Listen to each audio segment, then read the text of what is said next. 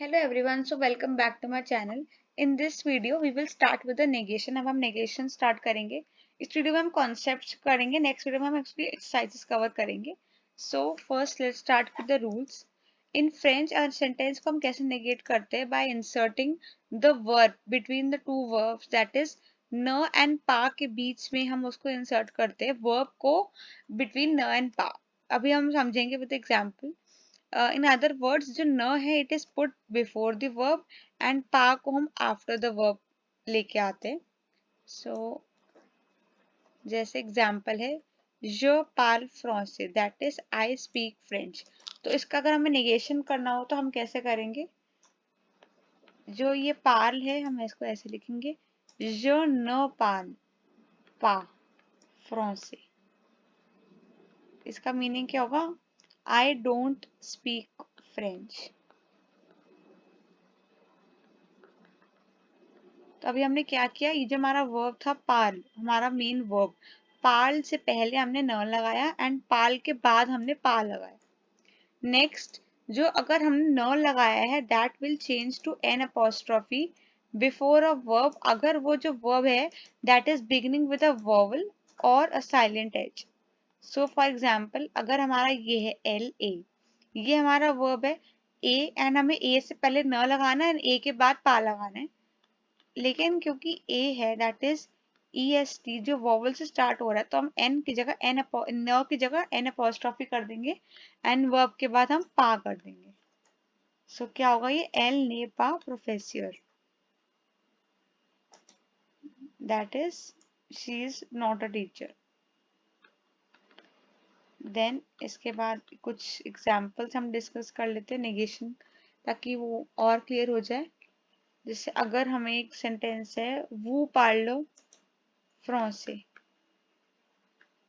या वो पार्लो फ्रांसे, तो इसका अगर हमें नेगेशन करने को बोला तो हम क्या करेंगे? पार्ले से पहले न एंड पार्ले के बाद पा लगाएंगे. एक और सेंटेंस देख लेंगे जिससे अगर हमें बोला है एल सो बेल, that is they are beautiful, तो इसका हम नेगेशन क्या करेंगे? हम वर्ब से पहले जो हमारा सो है न लगा देंगे एंड वर्ब के बाद पा लगाएंगे. देन इसके बाद आता है हम कुछ रूल्स डिस्कस कर लेंगे नेगेशन के.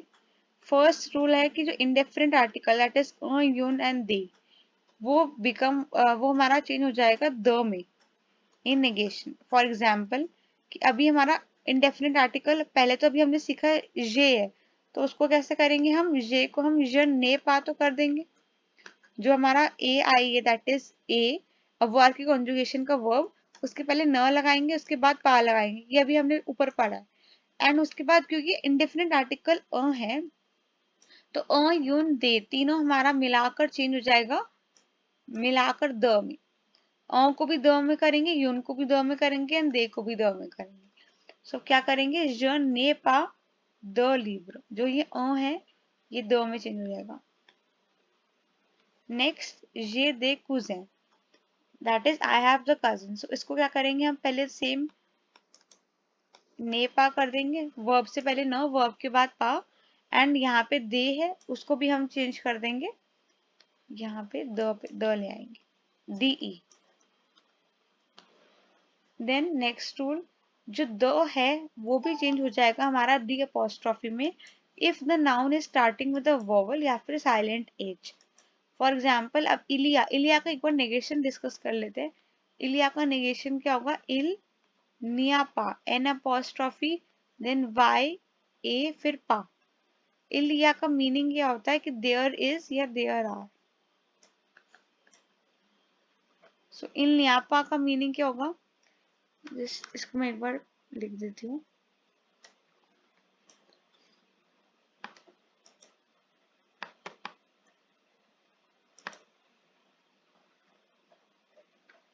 इल्नियापा का इल्निया पीएस कि यहाँ पे there is not there and ऐसी नेगेशन में कि there is not there. Then उसके बाद आएगा कि इलिया ओ आर ब्लू, तो इसका कैसे नेगेशन होगा?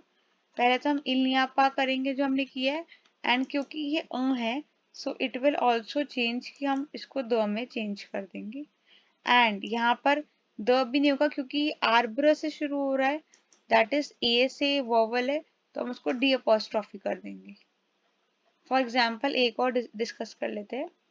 इल आ दैट इज ही हैज, तो इल निया पा, एंड ये है यून हमारा चेंज हो जाएगा द में, बट क्योंकि ये वॉवल है तो इसको हम डी अपॉस्ट्रॉफी में चेंज करेंगे।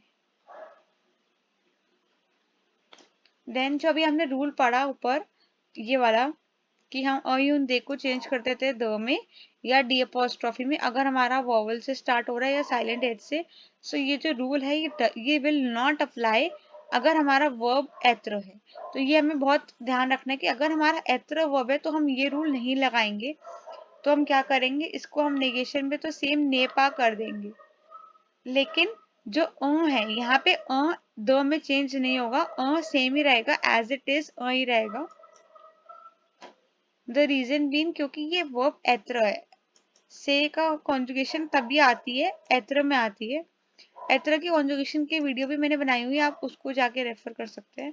तो इसमें हम जो द है हम उसको को द में चेंज करेंगे, हम को एज इट इज लिखेंगे।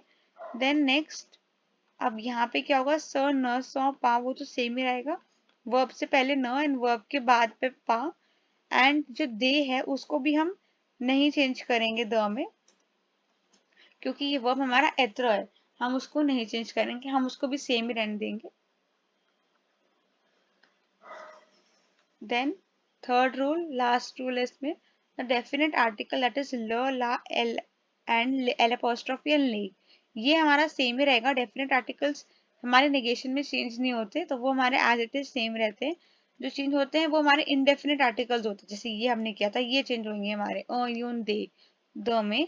बट इसमें भी हमने एक एक्सेप्शन पढ़ा था कि जो हमारा अ यून दे चेंज होगा वो तब नहीं होगा अगर हमारा कंसर्न्ड वर्ब एत्र है।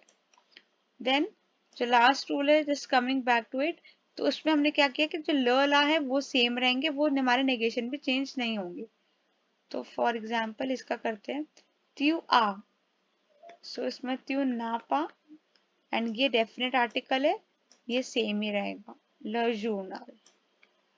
ऐसे इधर regard that is she is watching the TV, तो एल न रिगार्ड पा, वर्ब से पहले न, वर्ब के बाद में हम पा करेंगे, एंड यहाँ पे ला का सेम ही रहेगा क्योंकि डेफिनेट आर्टिकल चेंज नहीं होते। देन इसमें भी ज ने पा ले वोत्यूर ब्ल, वर्ब से पहले न किया, वर्ब के बाद पा किया, एंड जो ले है उसको हमने सेम रखा है एज इट इज क्योंकि वो ल ला ले नेगेशन में चेंज नहीं होते डेफिनेट आर्टिकल्स की वजह से। इसको मैं एक बार दोबारा लिख देती हूँ, वोत्यूर। अब नेगेशन की एक्सरसाइज हम नेक्स्ट वीडियो में डिस्कस कर लेंगे। So thank you for watching this video. Please like, share and subscribe to my channel.